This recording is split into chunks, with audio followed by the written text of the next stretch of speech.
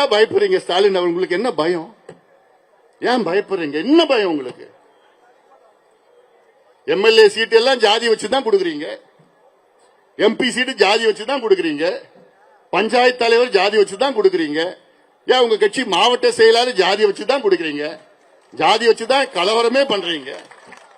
இப்ப இடஒதுக்கீடு 69 விழுக்காடு இருக்கு. அதுல பிற்படுத்த சமூகங்களுக்கு 26, இஸ்லாமியர்களுக்கு 3, பட்டியலின மக்களுக்கு 15 பிளஸ் 3 18, பழங்குடி மக்களுக்கு 3, மிகவும் பிற்படுத்த மக்களுக்கு எம்பிசி 20, 69 இருக்கு. இப்ப எப்படின்னா, ஒரு அறையில ஒரு 100 மாம்பழத்தை வச்சுக்கிட்டு ஒரு 100 பேர் உள்ள போயிட்டு, எப்பா நீங்க மாம்பழத்தை பிரிச்சு எடுத்துங்கன்னு சொன்னா எல்லாமே ஒண்ணு எடுத்துப்பாங்களா? நிச்சயமா இல்ல. பலமா இருக்கிறவங்க, பலசாலிகள், வலிமையா இருக்கிறவங்க 5 மாம்பழம் 10 மாம்பழம் 15 மாம்பழம் எடுத்து அடித்து போடும். பலவீனமான இருக்கிறவங்க அப்படியே ஓரமா நின்றுட்டு இருப்பான், அவனுக்கு கிடைக்காது. நம்ம இந்த கணக்கெடுப்பு நடத்தினா அதுல யாரு மாம்பழம் அதிகமா எடுத்துட்டாங்க, யாருக்கு கிடைக்கல, அது தெரிஞ்சிடும். தெரிஞ்சு கிடைக்காதவங்களுக்கு கூடுதலாக மாம்பழம் கொடுக்கிறது. இதுதான் சமூக நீதி, இதுதான் நீதி, இயற்கை நீதி, சமூக நீதி. இதுதான். இது நான் பண்ண மாட்டேன், இத பண்ணவே மாட்டேன். எதுக்கியா பயப்படுறீங்க? ஸ்டாலின் அவர்களுக்கு என்ன பயம்? ஏன் பயப்படுறீங்க? என்ன பயம் உங்களுக்கு?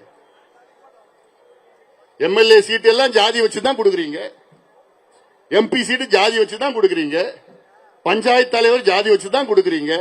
ஏன் உங்க கட்சி மாவட்ட செயலாளர் ஜாதி வச்சுதான் கொடுக்குறீங்க, ஜாதி வச்சுதான் கலவரமே பண்றீங்க நீங்க ஆட்சிக்கு வரணும்னு.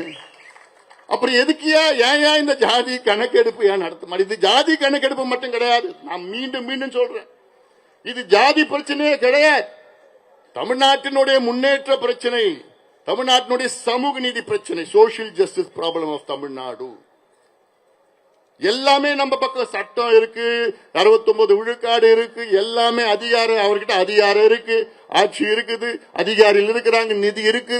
4.5 கோடி பட்ஜெட் போடுற திமுக 500 கோடி இதுக்காக செலவு பண்ண முடியாதா? எல்லாம் வச்சிருக்கிறாரு.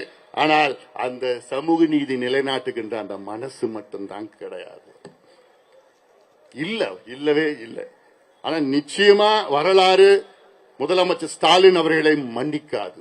நிச்சயமா வரலாறு உங்களை மன்னிக்காது. உங்களிடம் அதிகாரம் இருந்தும், எல்லாம் சட்டம் எல்லாம் இருந்தும் என்கிட்ட இல்லன்னு ஒரு பொய் சொல்ற முதலமைச்சர் நான் இது வரைக்கும் நான் பார்த்ததே கிடையாது.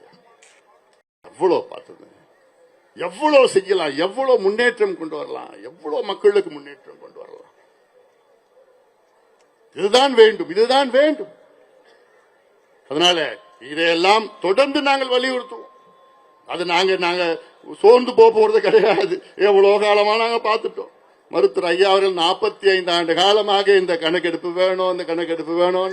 மத்திய மாநில அரசில் எத்தனையோ முறை எத்தனையோ பிரதமர்களை பார்த்தாரு, இங்க முதலமைச்சரை பார்த்தாரு, நாங்களாம் பார்த்தோம், எல்லாம் பண்ணோம். இது ஏதோ ஒரு வன்னியர் பிரச்சனை, இது ஒரு ஜாதிக்காக மட்டும் கிடையாது. தமிழ்நாட்டில் அடக்கப்பட்ட, ஒடுக்கப்பட்ட, வஞ்சிக்கப்பட்ட மக்கள் எவ்வளவு பேர் இருக்காங்க. அவங்க எல்லாமே முன்னேற வேண்டும், வேகமாக முன்னேற வேண்டும். சமூக நீதினா என்ன? சமூகத்தில் பின்தங்கி இருக்கிற சமுதாயம் முன்னேறிய சமுதாயங்களுக்கு நிகராக வாழ வேண்டும், சுயமரியாதையுடன் வாழ வேண்டும். அதுதான் சமூக நீதி. அதற்கு நமக்கு என்னென்ன டேட்டா வேணும், எல்லாம் டேட்டா எல்லாமே வேணும். அதை வைத்துத்தானே நம்ம திட்டங்கள் வகுக்க முடியும். அது மட்டுமில்ல, பீகாரில் சொன்ன முதலமைச்சர் நம்முடைய நிதிஷ்குமார் அவர்கள் ஏன் மீண்டும் அவர் ஆட்சிக்கு வந்தார்?